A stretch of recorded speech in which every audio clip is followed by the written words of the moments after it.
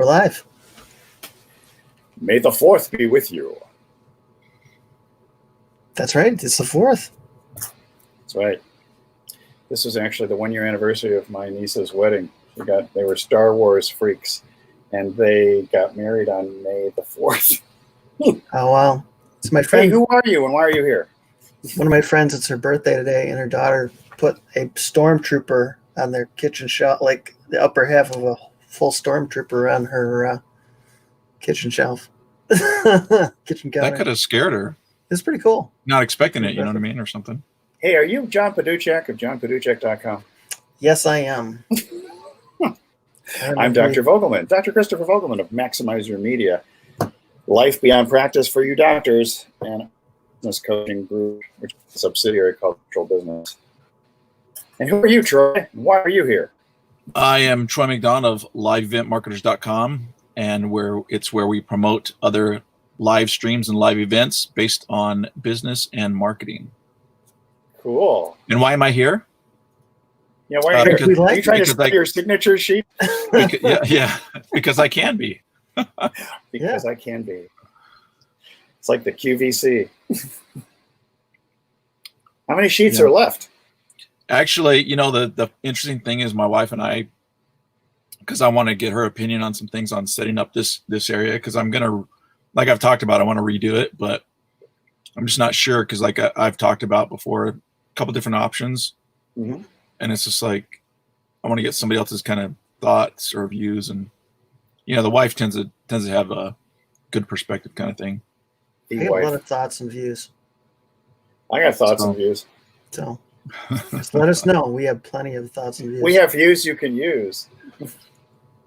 Speaking of which, we were trying to come up with a concept for a topic for today, and I just popped into my little head. It was sort of a Mindset Monday, how the attitude can affect your altitude, particularly when it comes to resilience as an entrepreneur. Very much so. So talk amongst yourselves, because my Zoom recording is still downloading. I love how he sets us up like this. Exactly. Well, why not? I'm pixelated for a reason. So. You're actually coming through pretty decent. Oh, really? Yeah. I feel like I'm seeing a little stop action thing, like I'm part of a claymation presentation. So, occasionally, but it's actually better than it was before.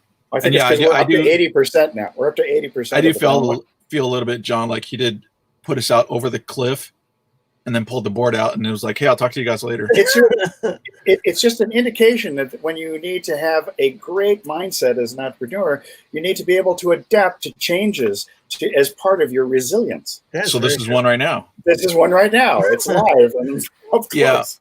Yeah. I think we talked a little while back about like ebbs and flows. Mm-hmm. And even today, I mean, it's and again, being a Monday, sometimes it is kind of Monday because it's like you're getting the week started back up. But yeah, I find any given day I can have like, kind of start out in a trough in a way. And then and I'm already knowing, well, I got to get it, to where I'm up and running. And sometimes that's, you get a little something to eat, you kind of get your body moving, and that kind of can just be all you need, really. But like that. Yes. Thank you. I was waiting for that. I'm like, I was trying to how much do I got to say before he holds it up for us? Mood altering substance and drug of choice. Yes. Where's the teleporter? I'm waiting for the teleporter. I want to block. And so, I think the biggest thing for me that I always try to keep in the back of my mind, because what I've learned is it's great to hear strategies or principles, mm-hmm. and they make you feel good and you're like, yeah, that makes sense. And then you forget about it and you get something that reminds you of it like way down the road and you're like, I haven't been implementing that. So the biggest thing is really trying to take something that you hear that's profound and figuring out a way to put it into your daily or your toolbox of strategies that you're gonna use. Mm-hmm. And so the one that I've been working on putting into place, and I've been getting pretty good at it. I still have to remind myself though, but it's that thing again where it's ebb and flow, or this too shall pass, meaning that even though I'm feeling like, I'm really not super motivated to do stuff, and I can kind of piddle around until I get into the mood. I think what helps me is knowing that there's light at the end of the tunnel, that this will pass. Like, I'm not going to feel like this way forever, kind of thing. And even forever, meaning like, in the next, 30 minutes or something like that. Or, I mean, it could even be 5, but I just know that, okay, look, Troy, what's really going to happen is, you're just going to get some things starting to go. You're going to get some kind of cobwebs cleaned out of your brain. And just get into the swing of things and get things done. And it really helps me to not, because I can think back when not having thought that way, and then just the whole day just became a blah. And then you're like, see, I didn't get anything done. That can be kind of like reinforcing itself in a negative pattern of, yeah, I told you it was a bad day. Here's my proof. yeah. And so I think that really is like the biggest thing that has helped me, is just, again, knowing that it's temporary, it'll pass. And usually the best thing to do is to kind of be, like we talked about the other day, like at least with my toe in the water. So start doing a little something. Maybe I'm not in the pool yet, but don't be like, just in the locker room and not even changing into your swimsuit. You know what I mean? So actually get doing something. So, okay, I got my toe in the water. I'm not getting all crazy. I'm not doing all this work. I'm not, just going nuts. You know what I mean? Like I'm not trying to fake myself into it, but I'm actually doing something that's just a little bit. Right. We've had a lot of stuff like that. I know that resonated with me, what you said, because there's been a lot of stuff that I've kind of put off that have come back around, and you notice them and you go, I still haven't done that yet. So there's been things like that I've been implementing and putting in place. And then mood-wise, I was actually able to book my first time away. So my wife and I, when spring comes, we like to get away on a little adventure. And usually this is the time when we'll book something and go out on the road. And thankfully they've released the restrictions enough so we could do that this coming next weekend. So we're able to book something, get out. Oh, don't do that. Those things are killer. If you haven't seen Dr. V's psycho glasses, holy cow. No, this is the second pair of reading glasses, because I can't find my reading I thought glasses. those were your psycho glasses, everyone. Oh, I see. Nice. No, so you put on 2 pair of reading glasses. You can Very read. stylish. You can read extra well. Nice. I think they turn them into X-ray glasses at that point. Nice. Oh, I don't like what I see, so I'm taking it off. And for us, mindset-wise, it's been a good time to kind of plan different things out. So we had strategized different things that we were going to put together, and now it's been just kind of a great time to mentally wrap our brains around how we want to put them together and execute them. Well, because a lot of people were so incredibly busy, nobody had the time to think and plan. Well, yeah, and now now that excuse disappears. Plan. Sure. So it makes a big difference. In fact, we were just joking today that a lot of people will come out of this time and go, "Wow, I'm so glad that this happened in a sense, because I've had all this time to really kind of reflect and re-energize, and well, maybe not re-energizing has been a little tough, but reinventing where I wanted to be."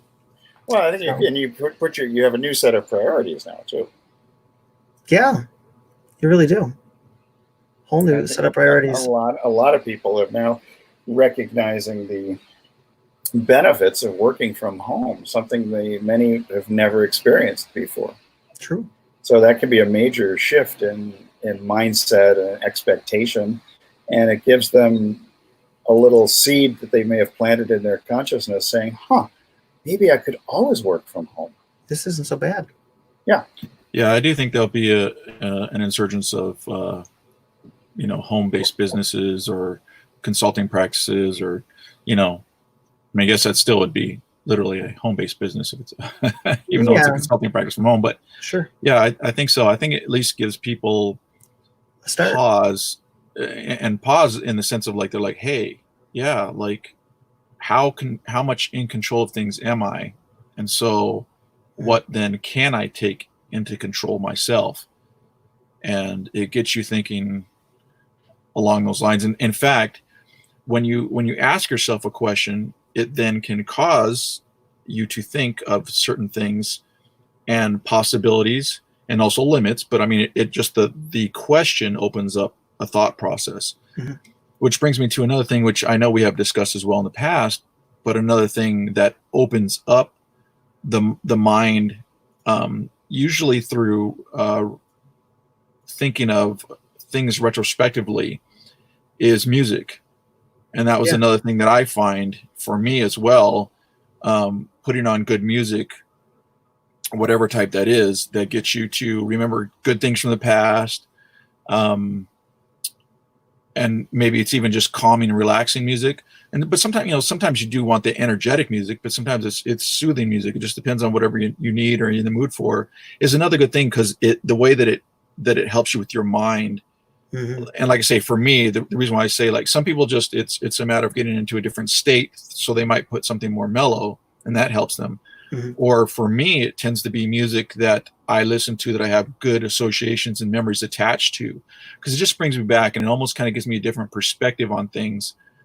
And even sometimes when I'm working on a hard project, I have that stuff playing, and it's just kind of helps me, chug through it and crank out the project and that kind of thing.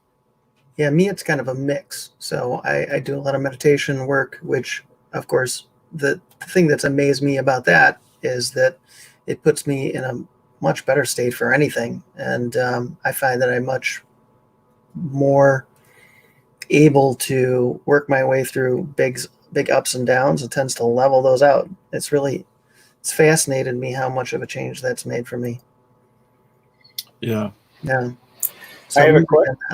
Yeah. So I have a question. Is my sound bad because I lost my earbuds to my wife's conference call? Fine. Okay, good. So as long as you can hear us, it's all good. I can hear you. I just didn't want to have feedback and bouncing and Seems to be sad fine. sounds, because we have the older Mac and we have the which of course, this little connector don't work. So Oh, exactly. Hey, so yeah, in terms of music, sometimes I just pull out my brother-in-law's trumpet, and he left it here, and I just start playing. Mm-hmm. And playing music actually starts rewiring my brain, or at least creating or stimulating those neural pathways that have been dormant for a while. And it does help to give me a fresh perspective on things. Actually, that is another good angle on it. It's where you're being active in it physically, mm-hmm. versus just, with your ears and your mind. You start doing the fingerings, buzzing your lips, and before you know it, you're playing music. It's pretty cool how that works. I just remembered I forgot to announce this, so I'm announcing it. What are you announcing that you forgot? The group. The live. Forgot to announce the live to the group. You should. No, not to the group. To another group. Oh, to to another group. No, to another group. We're simulcasting to many places. I like that. Simon casting, because that would be Simon Says. Simon casting. It'd be Simonized. That's where you wax things. Does anybody Simonize their car anymore? I don't know. I'm sure that's sold. It's just they don't advertise it. They don't need to advertise it anymore. It sells itself, apparently. It sells itself, yeah. Because Turtle Wax was big for a while, and then McGuire's, and we used to Simonize things. Way back in the day. It's like Technicolor. This presented to you in Technicolor. And that's made a bit of a run back around. They've been redoing a lot of black and white movies and colorizing movies. Colorizing movies, yeah. Turner did that for a while. It was a little annoying. I don't know. There are a couple of Casablanca in color just doesn't look the same to me. Really. I'm surprised how good a lot of the stuff looks. Some stuff is pretty good. Stuff that they've done a really, really good job with. It's surprising. I think they've taken still photographs that were color and matched tried to figure it out and match them up. Yeah, try to figure out what it's going to be overall. There's a lot of guesswork involved in it too when it comes to outdoor scenes. We had a funny thing when I was in college. I went to school for photographic engineering, and that one of my professors decided to play a prank, and he made a poodle that was cyan colored, and it's one of the primary film colors. And so, of course, they could not figure out for the life of them. They tried to correct it and everything else, and it was not supposed to be corrected. It was a cyan poodle. So, yeah, it's kind of funny. Yeah, that would go to what my dad used to always say: "Don't let your mind trick you." Yeah, it would be, because that's exactly what it did. It tricked everybody. Yeah. They're like, that's not supposed to be that way. What happened? Because then they wonder what happened in the process. So Well, it's pretty funny.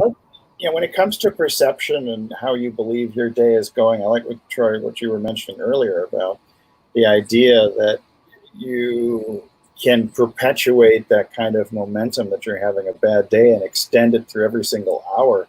I used to tell some of my patients, they ask me, "Are you having a bad day?" I said, "No, I'm having maybe a bad hour or two or three, but I'm not going to trash the entire day because of some negative experiences that have been happening." But that does require that you compartmentalize a little bit.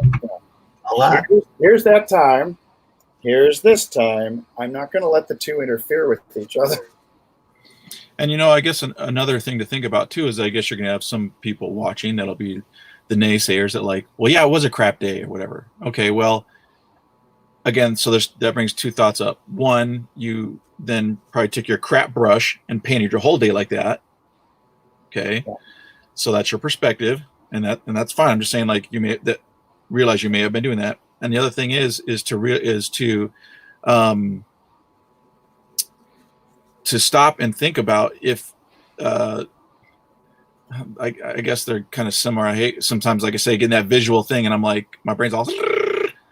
But so yeah, you either painted it that way, or like you say, compartmentalize it and realize that. And if you can't do that, and I guess in a sense, if you really realized it really was a crap day, and it wasn't necessarily you just painting it, because sometimes sometimes they say, like, when it rains, it pours, whatever. You may actually really have had what probably any of us would categorize as a crap day.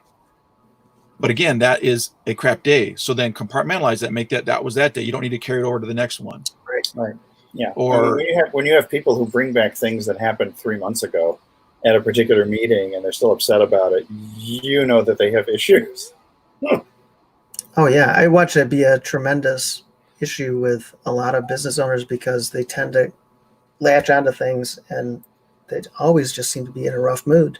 It's like a dog with a bone. Yeah. You're not gonna let go. No, and you have to really be mentally agile to just holding on to anger and resentments towards people, whether it's customers or coworkers or employees or what have you, that's just going to poison your entire organization. And that will turn an entrepreneur into a wantrepreneur into a not-trepreneur pretty fast. I mean, you just find people don't want to work with you anymore. I think the biggest thing is as an entrepreneur, I mean, that's partly why I have the group, the Live Event Marketers group as well. For me, is I'm wanting to find more people that I want to connect with. And sometimes some relationships that you have, are longer term, some are kind of a midterm, and some are a short term. And that doesn't necessarily mean that the short term, like say, was anything necessarily bad, but you kind of help each other out maybe in a thing, and then that's just it. But I mean, it's just a group that a community where people can get together of like mind. And what I keep reinforcing in the group, and this I think applies to everything else too, is finding a group or multiple groups where you can reach out, participate in, feel a part of, get somebody to hold you up if you're feeling like, man, I just I can't handle it today. I need some help.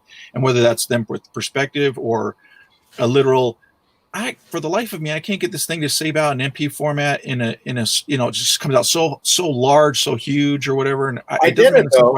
My Zoom did come through. So. Right. So I mean, so that's what I'm saying. Sometimes it's like a little, just like you need help that way, and then there's sometimes you need like help mentally, or just again a perspective on something like, gee, I want to do XYZ, and I know this person has done something similar, or they have literally done that exact same thing, and you can kind of reach out to them and just say, can you throw me a bone, so to speak, back to the dog metaphor, right? Or whatever, just to, help me out, because I'm like, I don't know where to, I don't have a well to draw from in a sense for myself. Like I don't have my own personal well. So I want to, can I come, like get a cup of your well water or something, you know what I mean? Can you help me prime my pump? Yeah. Yeah. I'm not asking for all the water. I just need to prime my own pump. Yeah. And so that's a part of the group. And that's why I tell people in the group to, don't just be a fly on the wall, but, like comments, or like things that you like in the group. In other words, a post, and then comment to kind of build those things, or at least, and what I mean by build is either, so at least you're not a stranger. So people go like, oh, I've seen that person post before. I don't know them, but, oh, they're hitting me up with a direct message. Like they have a question, like somebody, so they're like, at least you're recognized to some degree. And that's the other thing is, I know that for me, I will interact in the group, not only because it's my group, but because I don't really know this person that's come into the group, but they're sharing some stuff or whatever. But later on, there might be something where I might want to do something with this person, and I don't want to go, I should have like built that relationship to some degree, like even like Right. just a little bit. And so it's more like planting seeds for the future is what I like to do. And that's with, friends or prospective friends or prospective friends. Either way, perspective. I guess it can be both. You're pro. Yeah. Okay. Prospective. But I mean, like, so, because that's the interesting thing. I think we're in an interesting time where we have so much stuff that we never had to connect with people. We have, look at this, live video. We have a phone that now, remember back in the day, guys, we used to be like, hey, that long distance call is costing you X amount. You know what I mean? So you're not going to be talking for like, like if you talked an hour, that was like, wow, that's like, I used to have $1,000 phone bills with calls to Europe. I know. It was horrible. But even if you didn't call overseas, we're talking like within the United States, you still just didn't hang out on the phone for hours. You know what I mean? You had to wait till, was it 7 o'clock or later to make a call because the rates went down then. I remember when it was 9 p.m. 9 p.m. That's right. Yeah, after 9. I Right. can't call you until after 9. Yep. And so it's interesting that we have just all these, email, texts, everything. We have so many methods of connecting with people, but yet I see so much like, for lack of a better word, like loneliness. Like people are just like, or there's their deep connections aren't there really anymore. The so-called social media actually has fostered a greater degree of isolation, and this is pre-COVID, where kids would go to a party and you'd watch a bunch of millennials. They're sitting on 3 couches and they're all on their phones at a party. Right. And so I know. just like we've lost a lot of social skills. And I've noticed that in particular, hiring younger people in the past for my practice, where they wouldn't be able to make eye contact with you, or afraid to shake a hand, which I understand now is a faux pas. But we're talking like even a decade, 2 decades ago. Oh yeah, it's gone on for a while. And it's just amazing how people have lost a sense of what the visual auditory cues are when you're building the rapport and a deepened rapport in a relationship. And it requires a little bit of vulnerability, but more than that, and it requires the intention to truly connect with someone. And I see this also even in text messages and phone calls and FaceTime and Zoom and other things. People sometimes are afraid to just project themselves out a little bit. And I found the same thing true in doing live video. When you talk about the flies on the wall, I think a lot of the flies are afraid of being swatted. And you have to go with the fear. There's not a giant fly swatter that Troy has or John has that's going to take you out. So yeah. So it's kind of, it's weird to see it from at least my perspective. So I would say ours, because we grew up, same kind of time frame stuff. And it's just weird to see that I mean, like, I remember, you in essence would have, if I'm thinking myself back in the day, again, it's like, 20 years ago, thinking of like that we could just reach out to a whole bunch of people, like, oh my gosh, that's like cool. And you need to think like of connection, and you're getting to, reach people. And now it's more like you can do that, but you now feel so isolated and alone or solo more often than not. And that's just the weirdest thing. When I think it's mostly that it's the mindset of fear. It's the fear of ridicule, that what if people don't like me? It's almost like high school all over again, but for 30, 40, 50, 60, 70-year-olds. Sure. And so, you want to be the popular kid, or you want to hang out with the nerds or whatever. But there are plenty of subgroups and memberships and tribes that you can join. It's just a question of finding your particular group of kindred spirits. And whether it's in 30-day live video challenge or if it's in live event marketers, the reality is there are people who have similar aspirations or goals or values, or at least a desire to project their message out in this particular medium. Yeah, I think a good way to phrase that, it popped in my head when you were saying that, is you're only alone until you find your group. Mm-hmm. And that is the thing, is actually finding. And then I think, like, you do have to participate too, though, as well, because you could be in the group and still feel alone. Yeah. Oh yeah, definitely. Because you're too afraid to participate. What if they don't like me? What if I have nothing to say? These are actually the same things that go through people's heads when they start doing live video. What if I have nothing to say? What if there's no engagement? What if nobody tunes in? What if? And in that whole what if mindset, you're considering every possible negative outcome and few, if any, of a positive result. Correct. And I think also, like, so reverting back to earlier, we were talking about your perspective also may be incorrect, meaning that you're thinking like, okay, I'm not going to get any engagement. Yeah. So let me then shift and give a proper perspective, as we've talked about before, where a lot of your engagement, until you get a following, which again takes time. So you've got to hang in there, but there's a lot of engagement through views that happen after. Now, people still may not comment, but I can attest to looking at the statistics in the live event marketers group. I can see that there's a lot of viewing going on, but yet not. And there's there's maybe a comment or two, or somewhere a little bit longer than others. But I can also see ones that get a lot of viewing, but nobody comments, because sometimes they go, "Oh, neat idea," but it's interesting that we don't reach out and go, "Hey, thanks," or give a like or something. They just go, "Oh yeah, that was cool," and then they just move on. So I think having that right perspective. Yeah, I do believe there's a tendency amongst people, and maybe it comes from sort of the video game generation, or more the TV generation, where we want to be spectators rather than participators. And we have this notion of passive viewing, just like you would see on TV, as opposed to participating in something.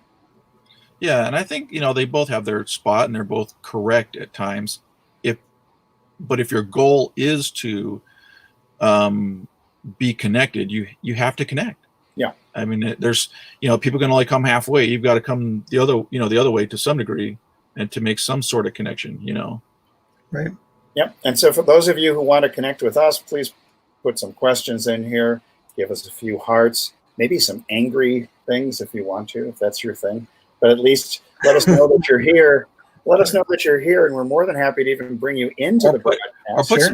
Or put some sad faces in there. Put some sad faces, angry faces, hearts, love, something. Lets us know you're alive. You're not just a passive watcher. Remember, that's why we were talking about the other day too. They added the care one, so add some cares if you like. But it's interesting. Yeah, it's still in there. That's new. Yeah. But but remember how we talked about we need like an indifferent one or something, one that's just kind of like meh. You want the meh. Meh. Like in the Emoji Movie, there was the guy was supposed to be the meh, but he had too much enthusiasm and he has too much of a range of emotions to be a good meh. Right. I just don't want the poop emoji. I like to refer that as the chocolate ice cream. Yes. Mr. Softy, the soft serve. Yeah, soft serve. Yes. That's funny. So what else you got? What have you been thinking, John, as Dr. V and I have been yapping away here? On mindset. What about your mind? Is your mind set? Are you willing to reset your mind? I think the other thing that kind of hits me is I'm watching a lot of people, like we're kind of used to working on our own. There's so many people who are challenged with doing this for the first time. I mean, I'm thinking today about my wife at home, right? Mm-hmm. She's used to going into her office, regularly seeing people.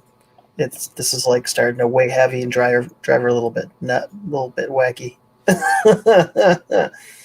And so I think that's a challenge for a lot of people. And that's one of the things you just got to find a way to structure yourself at home, or I don't know.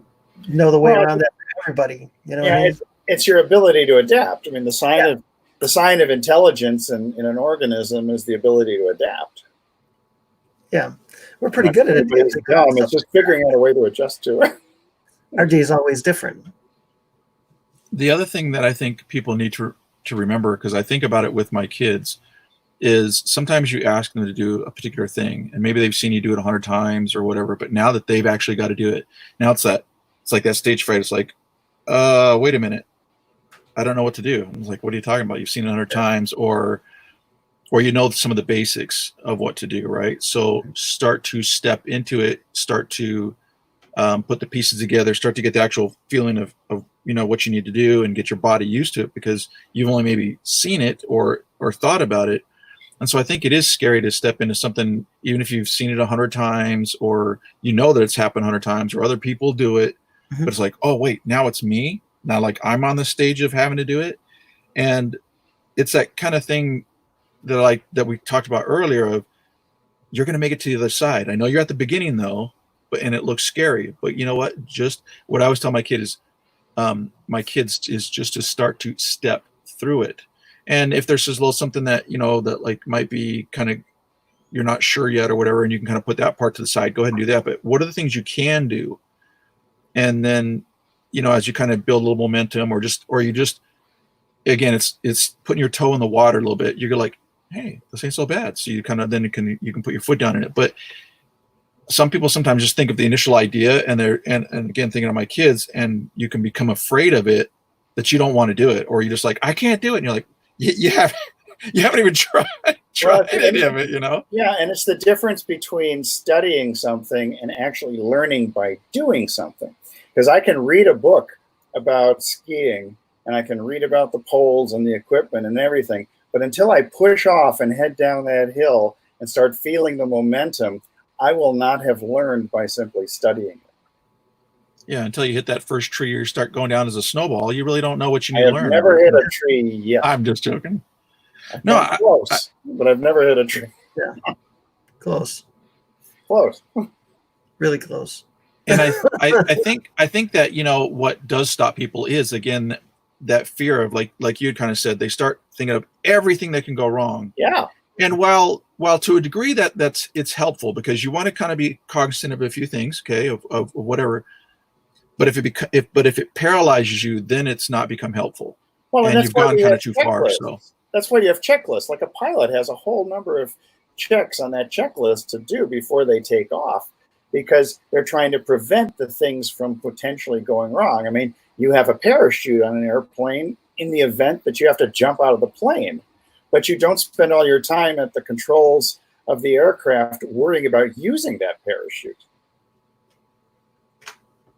Unless your parachute turns out to be maybe bankruptcy. I don't know, if you're running a business. Well, we'll keep it on the positive note.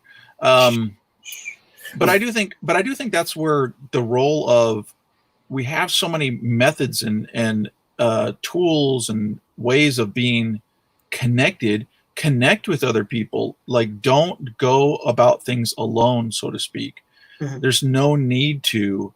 And of course, my mind just throws up like, what about the person that is so super, super, super scared? Then you have to it comes back to, go ahead. Do a screen only video like I did last night. Oh yeah, no, that's actually a good idea. See, but first of all, so the reason I did it was really simple. Number one, I had never really used the screen share thing on Facebook's native app for the producer. Oh, cool. And so I did it, and it was like there was this long delay of like the. Oh yeah, that's what I wrote in there. I was all there's no sound. 42-second dead air. Wow. And it wasn't until after 42 seconds had gone by that I got the alert, hey, you're live. And I was like, that is not a good thing. Wow. Well, you got to remember their notifications, they've been getting better, but they're not really what they used to be. I think it was late. It was late night and somebody was asleep at the control. It could have been it too. That was disconcerting, but it was still, I was willing to take the plunge, not out of stupidity, but because I just wanted to see what would happen next. Well, and the other thing too is to experiment.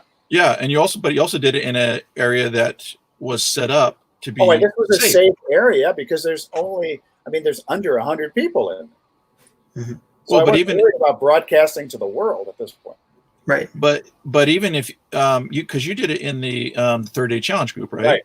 Even if there was 1 million people in there, the point is that has been designated as a place to test stuff in a sense. Right. So even if it was 1 million people, it'd still be considered a safe area. It's your testing ground. It's not Area 51, but it's like the Salt Flats in Utah. Exactly. Yeah, that's in my Utah. Utah. But that brings up a thought. So what I was saying about the person that is like you say, in your case, hey, if you're doing live video but you didn't want to be on, do a full on screen type of sharing. Yeah. And if you don't want to pay for an additional streaming platform, go straight into what's already there for free. Mm-hmm. And so for something that something else that people can apply, it's like we talked a few episodes back, where what's the bare minimum step that you can take for this thing that you want to accomplish? And in my case, like I said, I had talked about reading scriptures, right? Where I was like, well, there's the chapter a day or whatever. And I'm just like, I take it down to one verse, right? So the point is, and even with the exercise, the guy that I had learned it from, he was talking about, he just did one push-up. Mm-hmm. Okay. But, and maybe you do that for 5 days in a row, one push-up or whatever the thing is. And then you realize, well, I can do 2 push-ups, or I can read, I feel like reading 2 verses tonight, or there's only 3 to finish this chapter that I'm reading. No big deal, right? So if you implement that, I think that, and then reward yourself in the sense of mentally like, hey, look, that is my goal, and that's what I'm going to do, and feel good about it. I know, because it's easier to go like, yes, but I should have done more. Look, just forget that. What we're doing right now is we're setting up kind of a momentum that you're reaching a goal. Mm-hmm. And I find that if you can do that in whatever area or the thing that you're trying to accomplish, you can learn to feel good about yourself, and you will realize that I read 3 verses and I did 4 push-ups today instead. And the other good thing is, like we talked about, if you fall off, so in other words, you miss a day, it's so easy to get right back on, instead of that mental beat up of, but I didn't do it for 2 days. Now I'm behind. Forget about being behind. Yeah, by day 3, you're in deep trouble. Yeah. Those are the times where you just have to focus on the small wins and the things that you did get done. Yeah. So and on the now versus the past. Right.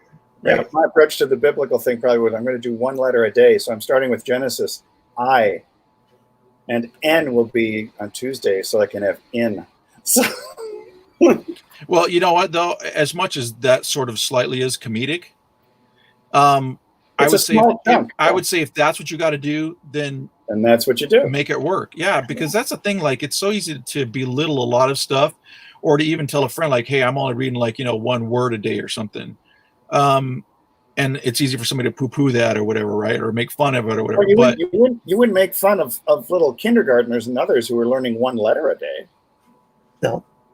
True. However, though, our justification would be, well, yeah, you're an adult though. And I'm saying that would be the justification. I do have friends who have significant learning disabilities who never learned to read. So that's right. But what I'm saying is, like, I could see people using that as a justification. Yeah. However, I look at it like, if it's moving you forward, that's all. That's what's all important. I don't care about anybody else and whatever. It's like with morning walks. If I miss 1 morning walk, my tendency is to not do the morning walk the day after, and by day 3, I have really shot myself in the foot, which then will be my excuse for why I can't go walking. So. Yes, only 1 foot will make it. There's only 1 foot I can hop along. Well, I was gonna say, then you can only become your morning hop. Yeah, my morning hop. or hop stump, or hop in. Or you get yourself your peg leg on there, and then you'd be like, step. Hey, don't try to peg or whatever. Yeah. Don't try to peg me. I know people too that if they don't get their morning workout in, it screws up their whole day. Yeah, I'm not that person. I'm not either, because I'm a morning walker, but same idea. All right. Well, then that actually brings up a question then. So what do you do if there is something that is like your beginning thing or your starting thing, and if it doesn't, you're all out of whack or you can't function properly? What do you think about that? What should you do? and go? I just start something different.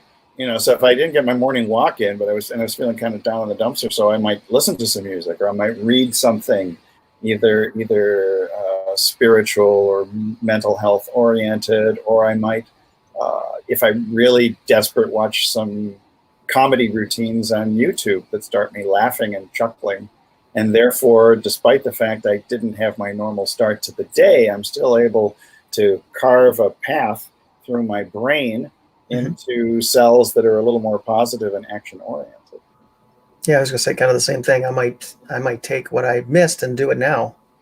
Just you could do that too. Shift it to later in the day or whatever, but or just do some out.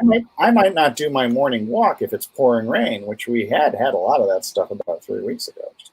Just deluging. Then this area is so not used to large amounts of moisture coming down that there are major puddles. In fact, some streets are closed off with rivers of water. So in that situation, I might run up and down the stairs for 15 minutes, and that ought to do it in terms of my morning walk. Sure. It makes me look crazy to the rest of my family, but it does get the heart rate going up. I'm sure with you, they're probably just used to it. They're totally used to it. Yeah, that'd be like my family too. So the great thing about them getting used to that, it gives me wide latitude for behavior. I can get away with all kinds of things. Perfect. Yeah, I was going to say basically what you guys say kind of combined. I look like if you look at a pipe, right, and you're trying to stuff it each day with something so that you then have results coming out the other side every day of whatever that is, and all different kinds of results. Is sometimes you either shift it, as mentioned, as we're pointing here, shift it to the time of day, or you do something different. Maybe you're doing the stairs or whatever. So, and the way I look at that, it might not be the exact thing, but in that pipe though, you're at least stuffing a little something so you don't have like an air gap. Except you really don't want to stuff it too much, such that you need a plunger. No, or two. You do. And let me explain what I mean by that. Is you are literally stuffing it every day, so stuff comes out the other side. So you're hoping it comes out the other side. If you're stuffing your pipe every day, okay, I don't know how this is going to sound. This might come across wrong. If you're stuffing the pipe every day with stuff's going to come out the other side. Well, shut my mouth and stuff my pipe. Yeah, I mean, I actually take that analogy kind of from my dad, because my dad had talked about, so when he retired from the Navy, he had gotten his business degree, and we were still living in Rhode Island. And he being originally from Utah, they'll move you to your, and again, somebody probably knows all the technical stuff, so when I quote it wrong, please don't freak out.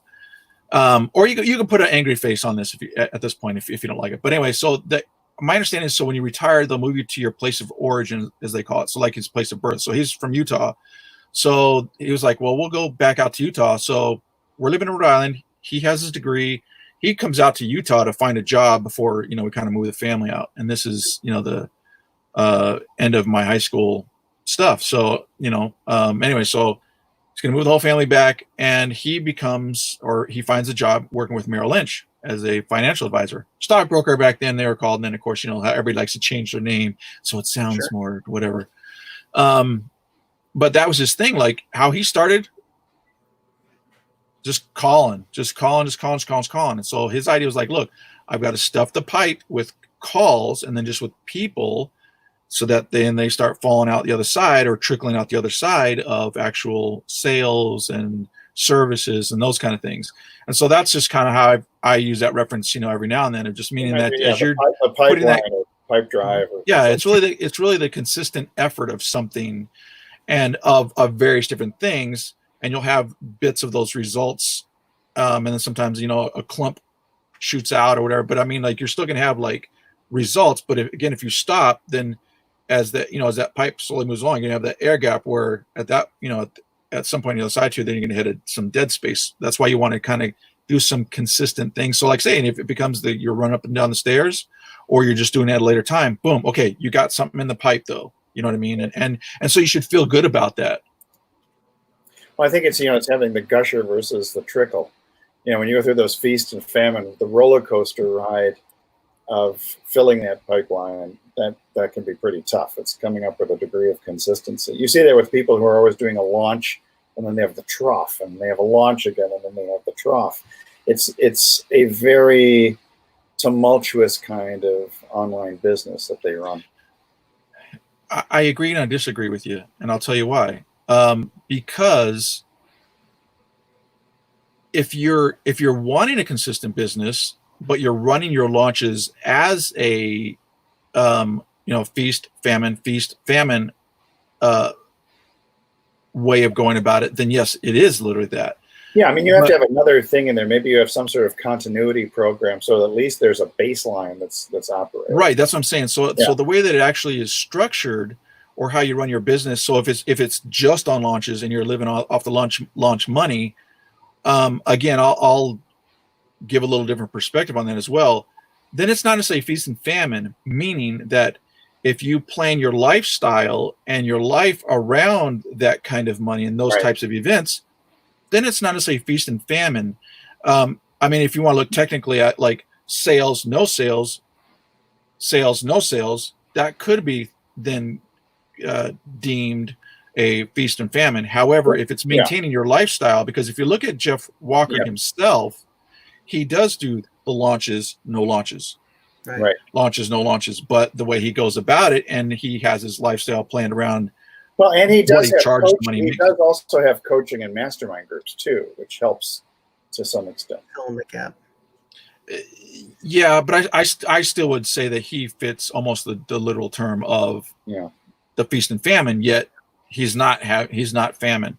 So, well, but you put away in that type of model. You put away cash for another day. Yeah, I had a friend in Denver who specialized in commercial real estate. This is way back in the early 1980s. She lived on a $60,000 credit line, which doesn't sound like much nowadays, but it was a lot of money then. And she had a townhouse and a BMW and a whole bunch of other things.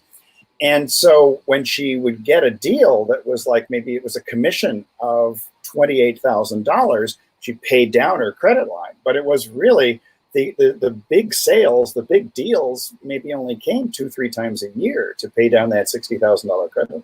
Yeah. You know, another thing that I think that people can do, this just popped in my head, is because I'm thinking about what I'm going to be doing the rest of the day today. Yeah. Because I'm thinking about stuff in my pipeline. Well, I've been keeping a list of, so in my group, what I've been doing is pretty much for me, my participation, my live streams have been really just group updates, which are the short live snippets, right? And so easy to put together, easy to digest for people. But I also want to now contribute actual other content that's from my learning and my experience over the years. And so I've been keeping a list of, anytime I get an idea, I just open up my whatever, my phone or my computer, wherever I'm at, and I just jot down a concept or a specific idea. Mm-hmm. And I just kind of keep that going. And so that leads me to the idea of journaling for those that journal. To be able to look back and then look at your good days and even, your bad days or bad times. And again, just, you'll see that like ebb flow, like, okay, hey, this too shall pass, but also like looking at where you've come from. And I'm actually documenting the Live Event Marketers Group kind of from inception to where it will be. And I'll make that, at some point, either some webinar that I'll do just to kind of help people understand about groups, and like, let me like read some things from my journal, like, where it came from. I got 7 people today. I have a total of 7 people in the group. You know what I mean? Like, the group for me is now I think it's 10 away from 500 people. And that's just shortly a little over a month. So 500 people basically in a month.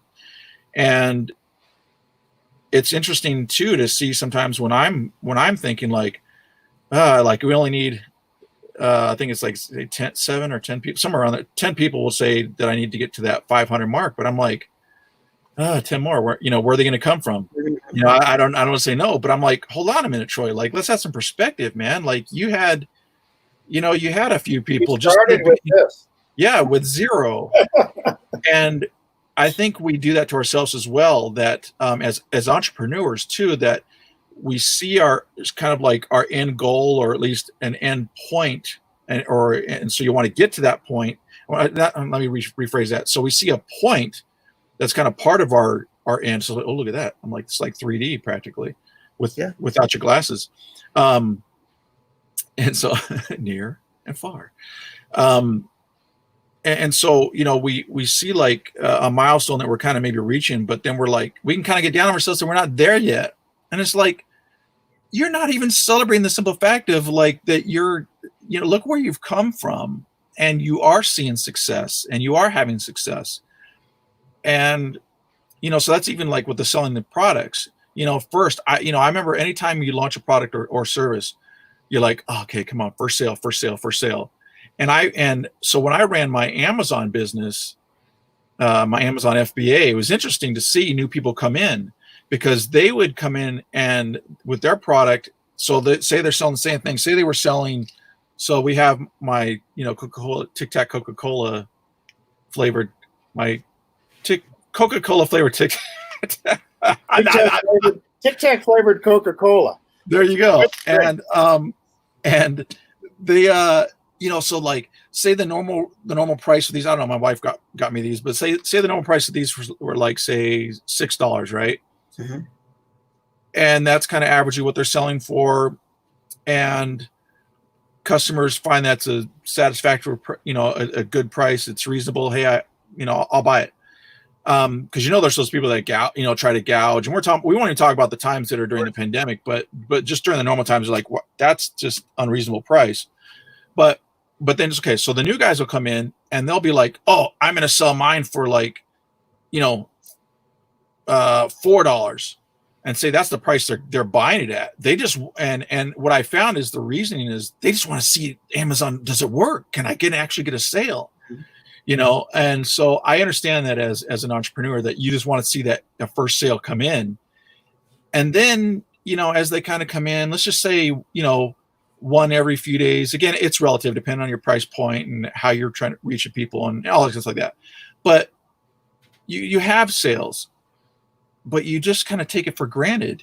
You know what I mean? That you're like, so I'm getting like 10 sales a day, at $100 or whatever a day.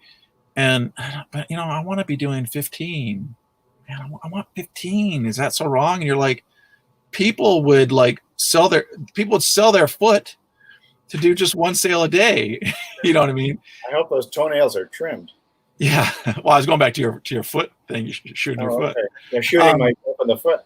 Yeah. So it's just quite interesting, the thing about, perspective and being appreciative. Well, be grateful for the success you've already experienced. Reframing things that maybe you're looking at negatively. Reframing is huge. Huge. And I actually have, I've known that, but it's been one of those things that, like I talked about earlier, like, things, but how actively are they implemented in my life?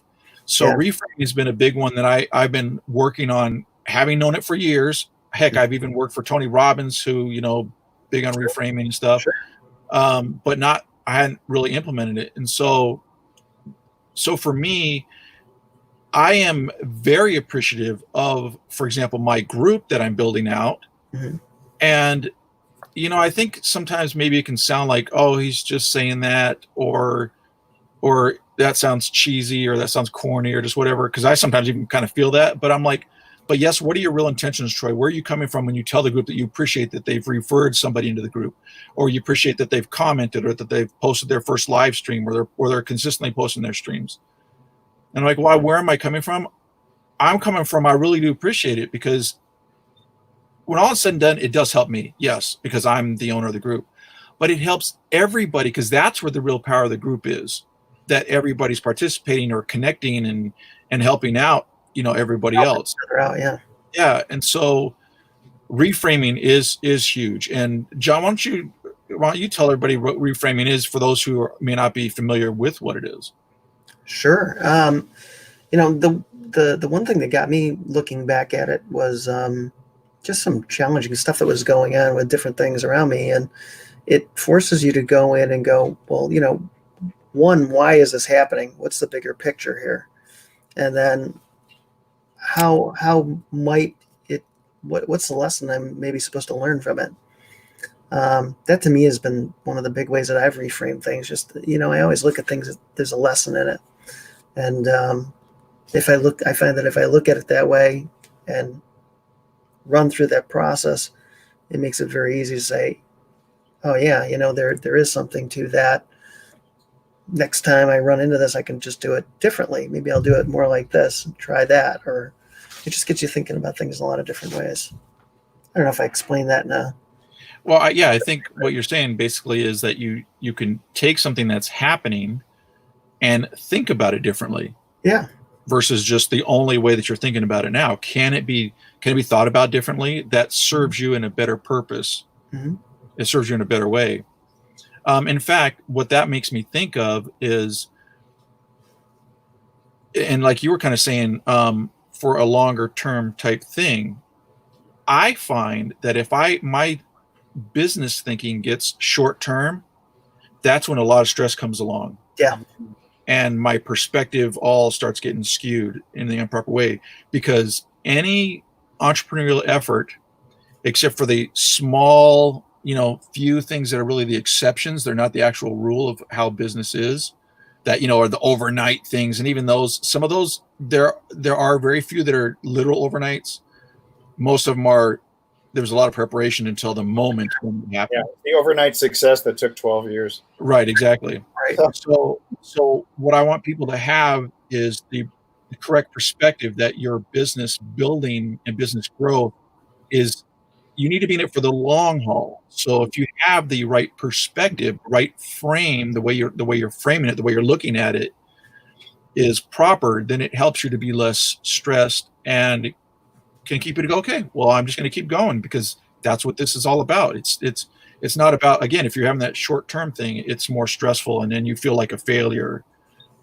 Yeah, the perspective is to reinterpret events and not necessarily label them as bad or good for that matter, because you don't know what's going to really come about. I mean, I can think back from a personal perspective. Had it not been for my divorce back about 12 years ago, I wouldn't be married and living in California. So you have to reframe and reinterpret what was a traumatic event and come to the recognition that it was a stepping stone to something better. Yeah, doing it in the moment is the real key. Mm-hmm. Yes. Well, and even if, because I think all of us can get to a point where like you can't think straight, so to speak, to where you can't reframe it in the moment to be good. Yeah. So I think as long as you can, at some point you can get to where you reframe it to where, then you frame it to where it serves you, it helps you out, it helps you learn something from it that you can take and move forward or be more positive about another scenario. Because, for some people, divorce is harder. For some people, they can almost immediately say, and maybe that even may have been what caused them to maybe make that unfortunate decision, that it has come to that, but it's better for them. You know what I mean? That this is why I need to do, or need to do this or go through with, the divorce or whatever. I mean, it reminds me of the old Lao Tzu story, the grandfather and his grandson, and the horses coming in, and the wild horses come in, and it's going to be great. They're going to, everybody congratulates them on his good fortune, only to find out that the young man tries to break the horses, and the old man keeps telling everybody, you can never tell whether anything's good or bad till God gets through with it. That was one interpretation. Mm-hmm. And over time, the son breaks the horses, and they're going to make a lot of money. Congratulations. And then the son falls, breaks his leg, and neighbors come. It's horrible. It's awful. But they're constantly going through this whole thing until war breaks out, and some warlord takes all the able-bodied men, and his grandson is spared, and all the other young men have to go off to war. So we always like to label these events in our lives as good or bad, but we really don't know. We can't actually judge them in the moment unless we kind of apply maybe our ethics and values and our level of integrity and figure out, does this fit into my strategy of growth and happiness, or is this something that runs counter to what I really want to do in the long run? Right. Yeah. I was going to say, at the end of the day, all of it is good because it brings you to where you are. Yeah, the combination of our lump sum experiences in life. So, Kirsten popped in and said hi. Yeah. And JohnPaduchak also said hi. I did. I actually. He wanted to be a good host. He was happy to be a fly on the wall. Exactly. So, hey, we're coming up at the top of the hour. Final thoughts? Is it happy hour yet? That's on Friday. But I think that every hour, But every day could be happy day. Happy if you choose, every hour is a happy hour. Yeah, I just like to joke. That just gives me an excuse to go get a soda. Actually, I need to get some food. Okay, Is so it time for breakfast for you, Troy? I'm not that far back. In fact, you're earlier than I am. Isn't it breakfast your time? I've got a lot of 2 and 3 o'clock lunches. For me, it's time for dinner. Yes, I agree with Kirsten. She says virtual Friday every day. Indeed. You know, seriously, that's she brings up a good point though, man. You can make your day what you want it to be. Yeah. Reframe it there. Virtual Friday. Reframe your day. Look at that, man. That was awesome. She's in the zone. Mm-hmm. Okay. Oh. So I will see. Final thoughts. Yeah, final thought. Gosh, I mean, there's so many good ones. Just one. I know that's hard for me, as you can tell. So the final thought is sort your thoughts. Could be. No. Is that yours, Dr. V? No, that's not mine. Oh, okay. I'm providing you with something to expedite things. Okay, so for me, I really, again, we'll state, I think the biggest thing is to just know that it's not going to. Hey, James, how's it going? James popped in. Wow, everybody's popping in. Everybody's coming in. We're hopping and popping. We're getting the traction now. But I think the biggest thing really is just to understand that ebb and flow again. And I think, like, again, it's one thing to literally hear somebody say it. And again, this is one of those things where you hear it and you go, yeah. And, it resonates with you and you're like, yeah, but then you don't live it. Mm-hmm. And so I think the biggest thing is to really almost take a moment and say, okay, I'm going to start implementing that. And even if it's just, maybe, you're trying to figure out how to get it to stick so it becomes part of your persona and how you use that mindset of like, okay, if I'm in a mood, it's just, I just got to come out, I'm going to come out the other side. I got to wait to get to the peak. Is do the best you can. It's in other words, like if you could do it for a moment in a particular day, then that's good. That's progress. But try to maybe even set up, I have little reminder things or whatever too, that like this one says insight.